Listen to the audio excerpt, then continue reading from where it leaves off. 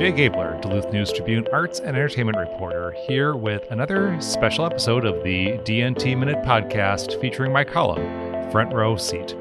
This week, I write about the officially declared Diona Johnson Day in Duluth.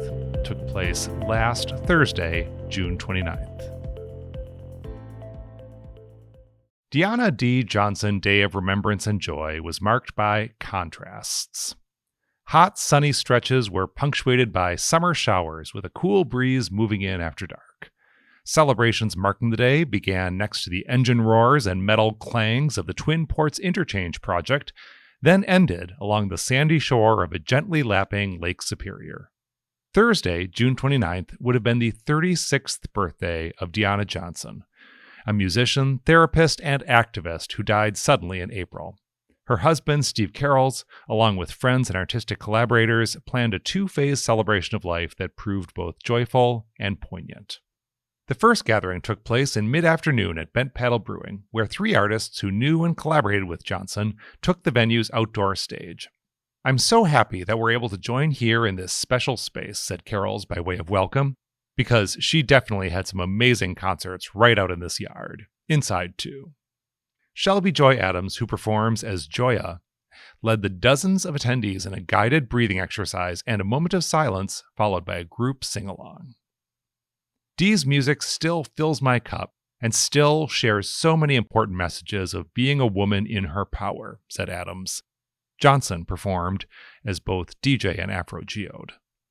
"A woman who's not afraid to speak her truth," continued Adams. A table near the taproom entrance held images of Johnson as well as a purple urn containing her cremated remains. Organizers of the celebration of life included longtime friends Emily and Ryan Kelsenberg, who are moving back to Duluth after several years living in Colorado. "It's hard coming back to Duluth and not having her here," said Ryan Kelsenberg. He reminisced about sharing camping trips and good food with Johnson, who served as maid of honor at the Kelsenbergs' 2019 wedding.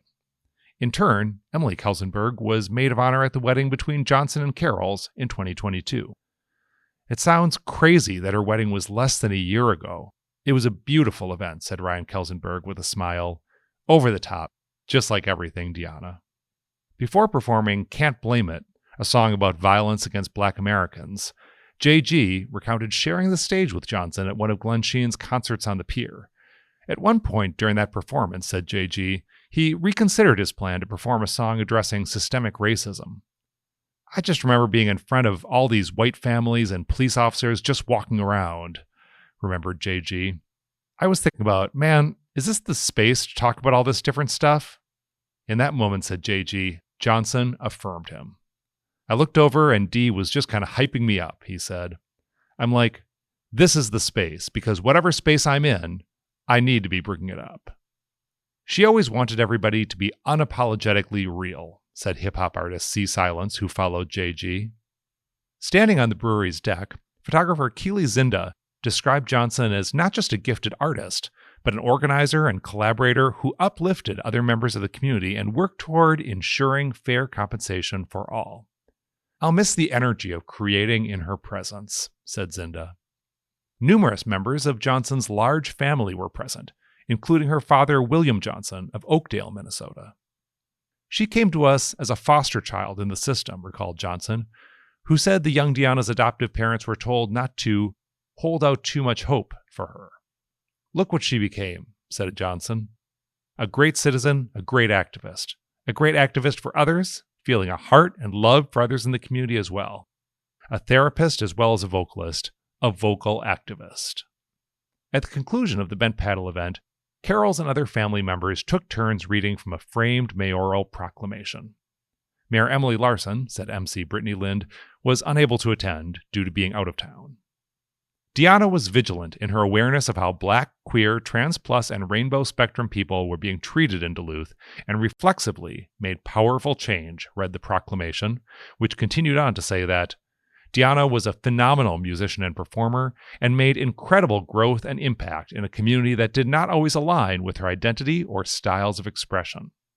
With that proclamation, the celebration of the officially declared Diona D. Johnson Day of Remembrance and Joy in the city of Duluth moved to Park Point Beach House, where donations from Northern Waters Smokehouse, Mid-Coast Catering Company, and Belicios made a generous spread of food. The space was bedecked with images of Johnson and displays of personal items. At the beach house's north end, a screen and sound system were set up for attendees to view a slideshow of images while listening to the premiere public presentation of a full album by Johnson's band, Afro Geode and the Gemstones. Plans for the album, said Carols before the playthrough, are to take a lot of care with it and release it sometime in the very near future, possibly this fall. The recording process was completed shortly before Johnson's death. Gemstones members Josh Nicola and Courtney Elion also spoke before the album was played. I know that she's here right now, said Elion about Johnson, and super excited and very proud of what we've accomplished. The album proved riveting, with Johnson's knowing lyrics inspiring both laughter and tears among those gathered to hear the extraordinarily confident group of songs. With the Gemstones providing musical accompaniment that ranged from searching sax solos to percolating beats, the new album proved to be a powerful statement that will ensure Johnson is appreciated as a major voice in the history of Duluth music. After the album concluded to raucous applause, attendees dispersed to share more memories, stroll along the beach, and later hear a performance by the artist Royalty, as well as a bumping set from DJs Drew V and Delgado. As the sun set, Johnson's name, invoked by Royalty, went out over the lake. As JG said at Bent Paddle, there is no other DJ. There's no other Afro Geode. There will be people who are great people, wonderful people who do great things, but D is one of a kind. DJ still lives on. That's this week's column. I'll be back next week with another musical topic, recounting my experience watching Trampled by Turtles rock Bayfront. Until then, I'm Jay Gabler, Duluth News Tribune.